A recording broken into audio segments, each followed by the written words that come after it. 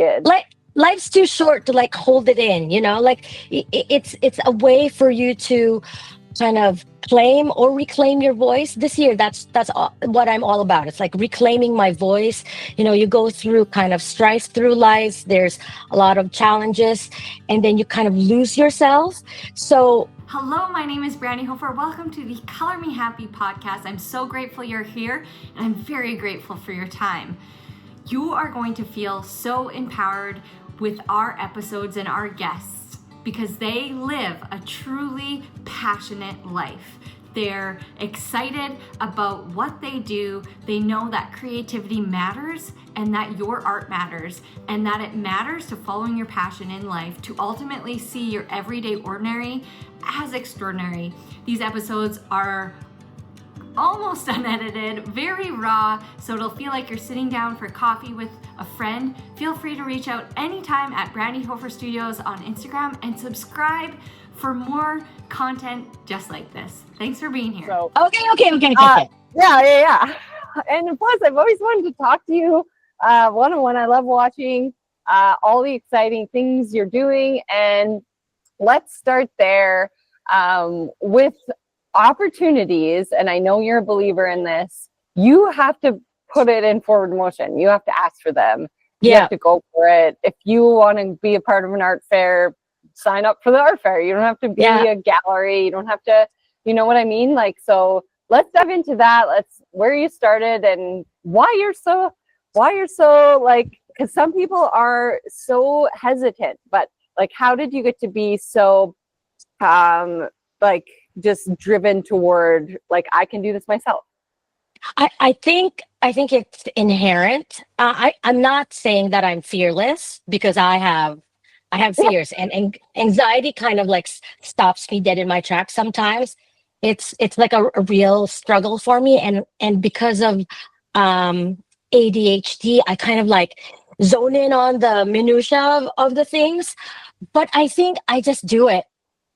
And I think about it later, that could be a fault too. Like you just dive in head first, and then you just figure out the shit that falls apart later. So you know what I mean? That's just how I've always been, and I guess art is the actual thing that grounds me. When things are spinning or shifting and shifty around you, art is the one thing that helps me slow down, kind of listen to myself. Excuse me. It's just become how I've processed the things that I don't have concrete or tidy answers for. Whether it be about fear or grief, anxiety, joy, what have you, and because I grew up not seeing myself reflected in a lot of art spaces. We moved to Canada from the Philippines when like maybe 2 weeks after I turned 18. So really there wasn't a lot of representation for me or examples for me. So part of this work that I do with my art, with creating and sharing and teaching, art to everybody is about showing up now, not just for myself, but like for others who have felt invisible or kind of like overlooked. So it's a way of like telling stories that haven't been said or that haven't always had the room for, you know what I mean? And maybe doing it a way that's more honest and layered and just like from the heart. It doesn't have to be tied up in a nice, pretty fucking bow or super like really authentic. Yeah. I mean, like it's such a buzzword being authentic, but that's just how I've always been. But it's a buzzword, but it's very hard to achieve authenticity.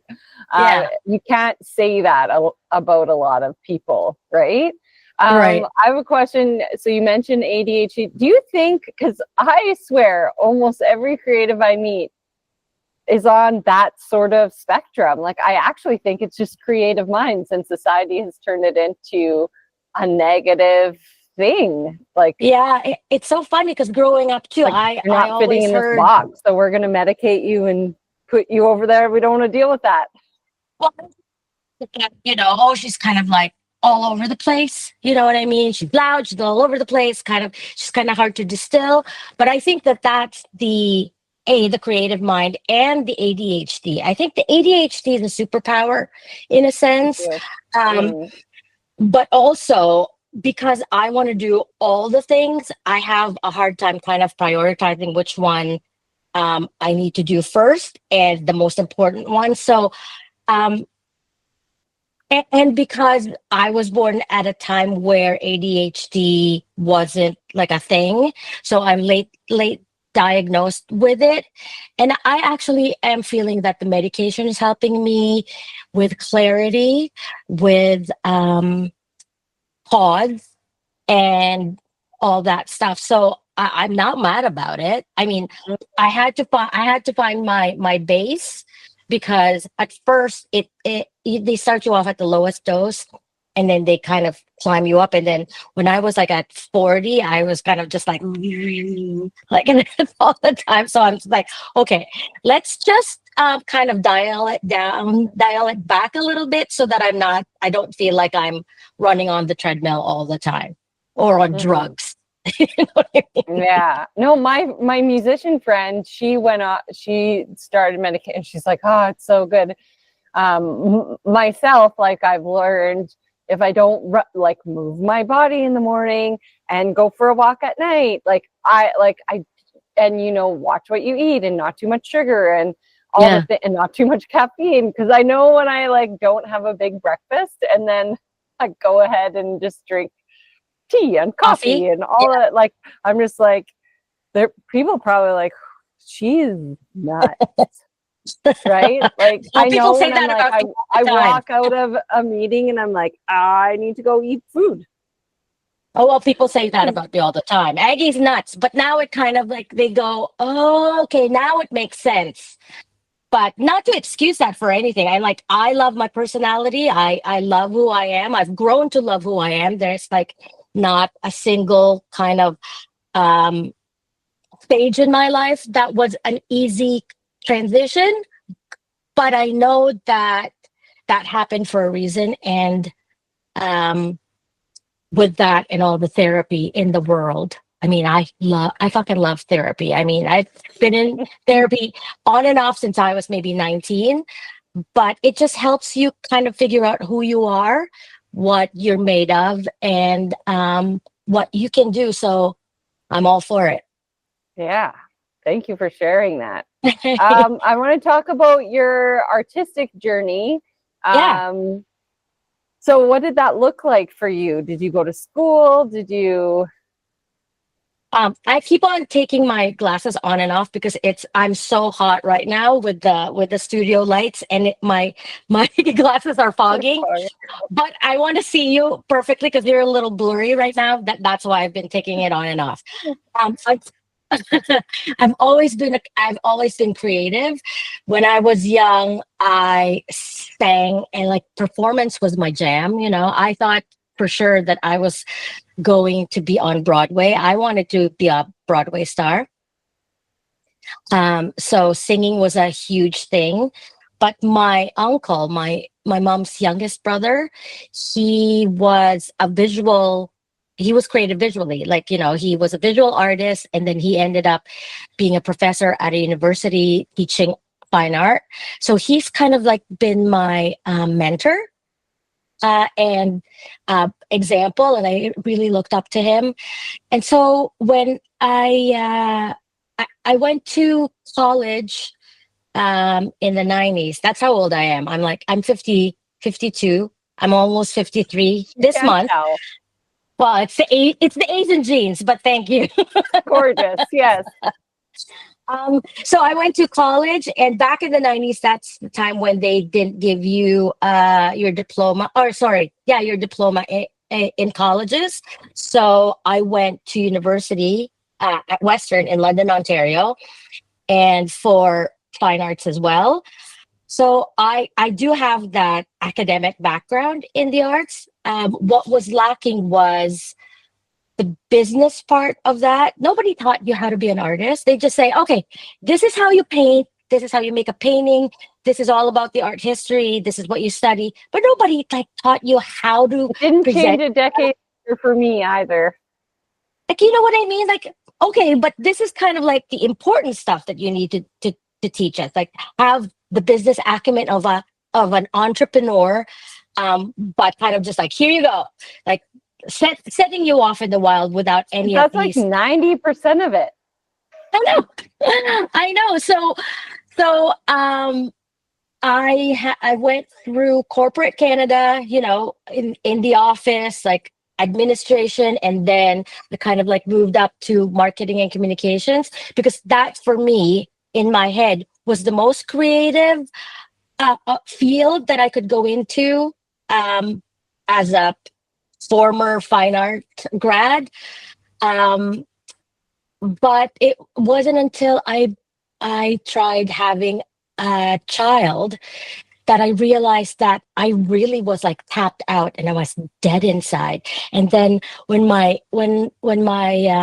daughter was born, or when I was pregnant with my daughter, there was kind of a shuffle within the place that I was working at. And then it kind of just like led me to incorporate my creative business. And ever since 2012? I don't even remember now. I've had my creative business incorporated. So I started off with photography, and then I just went back to my first love, which is painting and all that. So yeah, it's kind of inherent in me. So Yeah.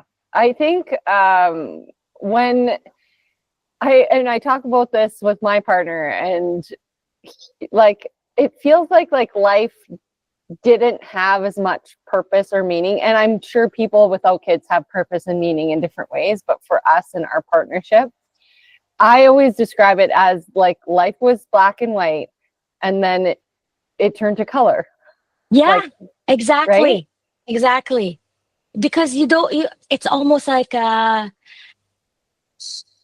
I don't mean to be sounding corny or like super Debbie Downer, but you know, our kids become our raison d'etre, right? It's like they're the reason for everything that we do, and the reason for things happening, or for us making things happen because of our children, or my child, for in my personal experience. So yeah, it just becomes colorful and everything is clear, and you kind of know, oh, this is what it's all about. Mm-hmm. This is what it's all about. Yeah. I remember before kids, I'd be like, get groceries. I'd be a Saturday. I'd be like, my day is done. That was exhausting. I'm like, now I just brought your groceries to the door, and I'm like, groceries aren't part of my life anymore. I know. They're just an annoyance Yes. on top of all the other things, right?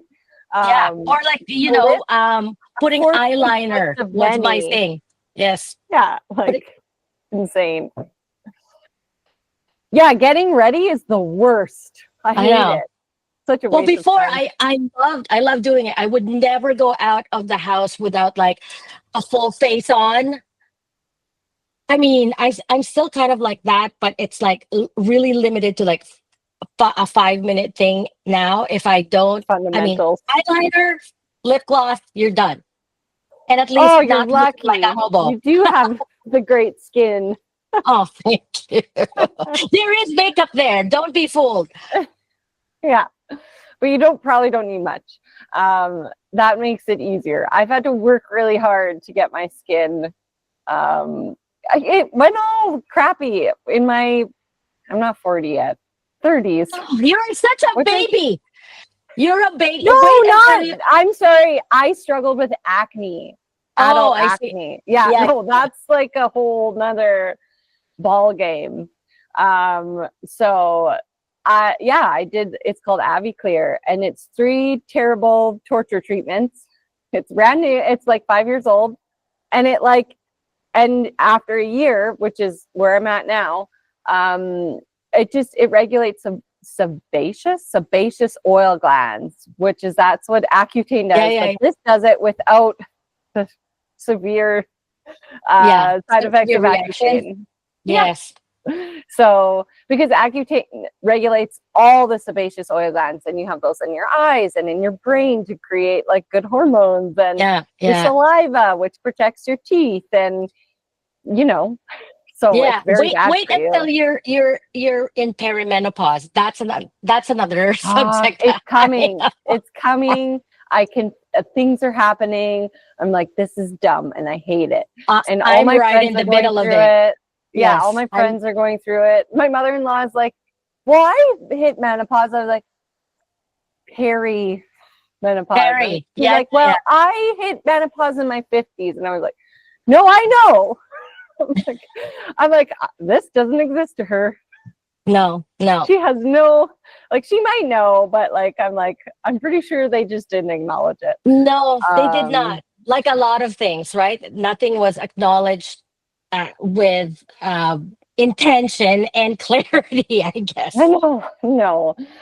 We won't get into women's health. That's a whole nother conversation. I'm here. I want to learn more about you, Kate. So you said you were running when we started, which no one heard. What projects are you working on right now? We just finished a mural at a high school. It was Drake's alma mater.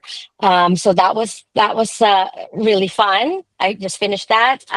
Finished it after Artist Project in May. I have a couple of commissions that I'm working on right now, but also I recently I guess purchased Artwrk.ca along with my business partner, who is also an artist and an accountant by trade. She's actually out there at West. I know.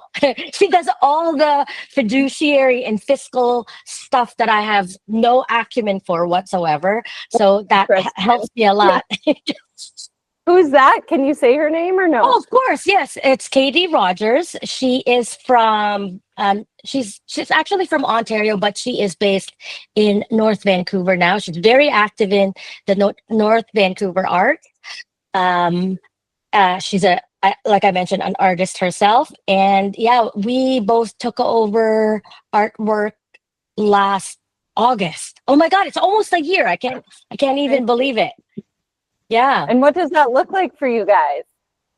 So Artwrk.ca is an online platform. It's basically an online gallery where we host and feature artists to show their art online. So it kind of gives an artist like a wider net for the audience. So it's artwrk.ca,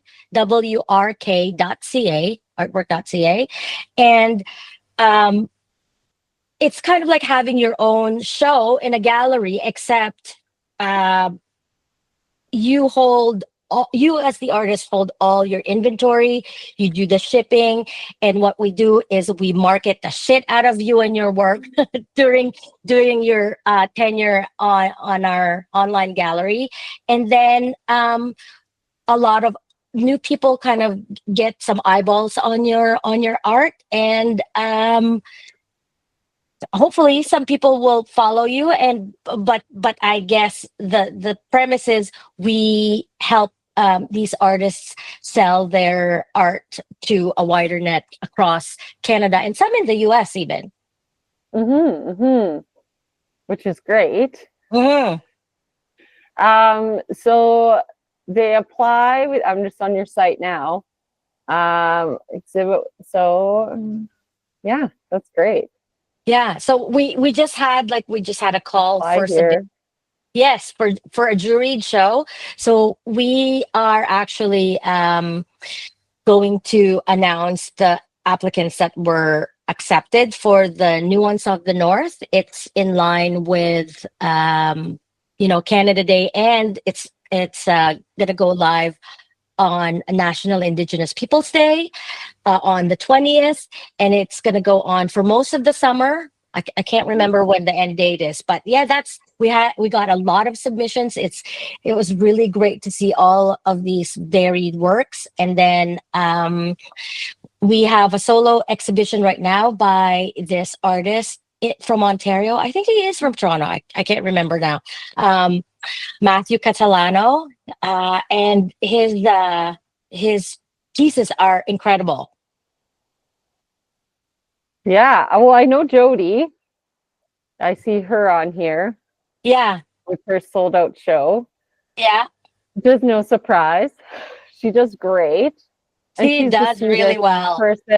She's been on the podcast 2 times, and I have yet to meet up with her in Saskatoon in person. But it's so great to talk to Canadian artists. Like, it's just so fun, and I love. Yeah, the site looks great. This is awesome. Good for you. Thank you, Brandi. Great Thank you. investment. Yeah. Well, the founders of the company did a really good job with setting it up for success. They set it up in COVID times. And then after 3 years, they found that, when we were getting back to normal life, one of the owners had to go back to her full-time job. And so there wasn't a lot of time left for them to kind of continue this. So it's either they will shut it down or somebody buys it. And because of my experience with Artwrk.ca, I think it was, August 2020 was my first show with them. That was like in the thick of COVID. Out of, I think, 12 pieces, I sold 7 that summer. And so it gave me like the confidence to put my art out and put myself out even more and show my pieces to everybody. So I'm just like, this is great for emerging artists. You cannot shut this company down. So again, diving with my head first, I said to Katie, I'm like, do you want to continue this? We have to continue this. So we did. One of the founders is an art consultant that I have worked with. You might be familiar with her, Alyssa Sexton. She's worked with a bunch of artists across Canada and US, and I think some internationally. But yeah, they had set it up so well that it was just like an easy decision for us to take over. So here we are. I'm essentially handling 2 art businesses, my own and Artwrk.ca. So, but it kind of fills me up. It's very exhausting. Both exhausting but what a privilege to be tired from your creative careers that you've invented yourself. Right? Yeah, like I'm doing something that I actually want to do and like love doing. So that is a privilege, right? So I mean, sleep is for sissies. I'll sleep when I'm dead. Right? I know. Yeah. It's cool because and what a lot of people don't know is like it's very challenging, and we talk about it all the time here on the podcast. Like I only know 4, 5 artists who actually, and only one of them just sells the art, right? And but their partner, and people are like, Brandi, you've told this before, but just it's true. It's like, but their partner owns a gallery in London, and they have a team of 5, and they market it, and they apply to this, and they partner with other galleries from around the world, and so he just paints.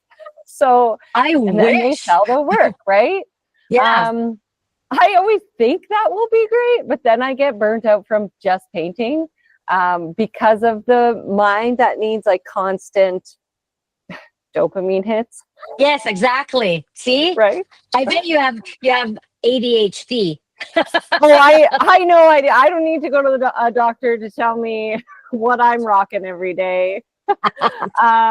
That's why I like the murals, and I like running the art academy, and I like doing this and that. But like, it's rare that an artist just makes a living from doing the one thing. So it's really cool how you've diversified, seen an opportunity. We're scared, but did it anyway. Yeah. It's not alone. You decided not to do it alone. Like, who would Well, be good because to partner with us on? Katie understands the platform. She showed there too. She showed on the Fresh show actually.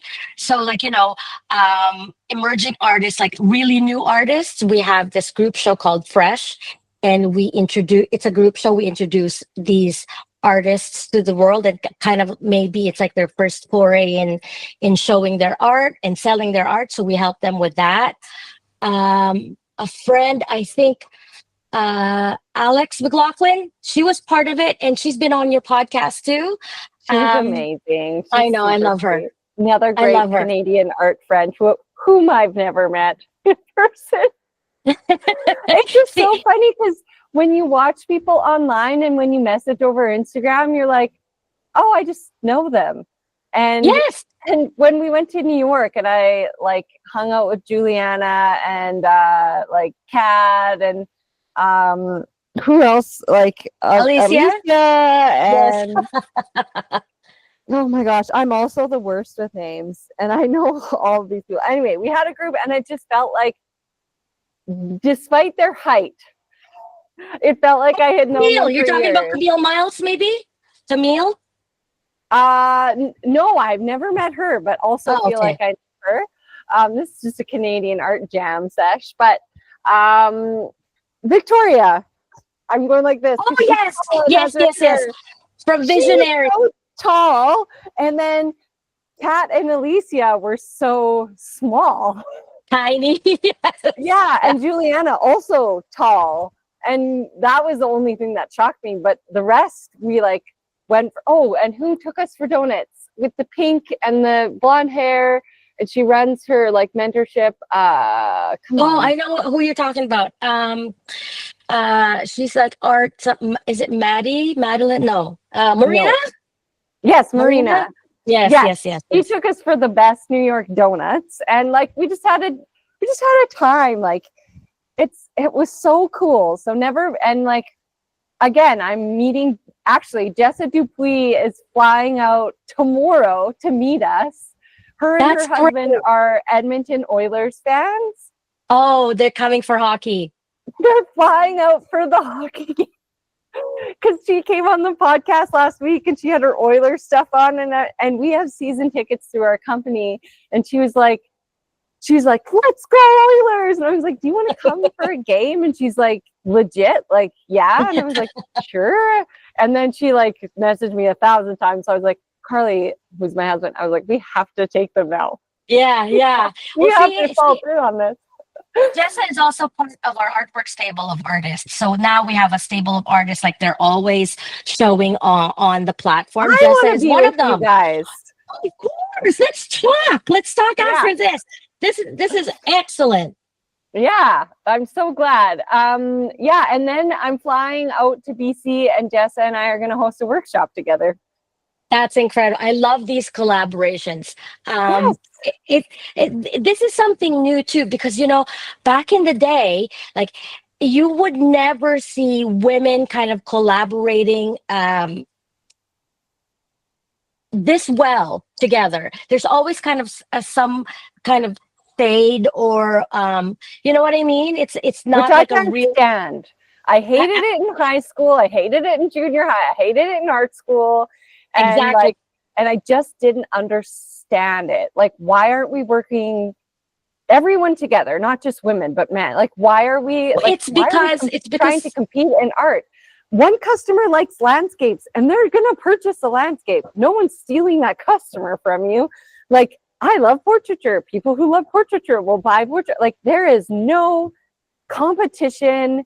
And when I was hosting shows on my own platform we called it the BHA Gallery. Yeah, I remember that. Yeah. Stay in touch with, I just couldn't do it because it was one thing I was like, I can't do this anymore. And it was so much admin.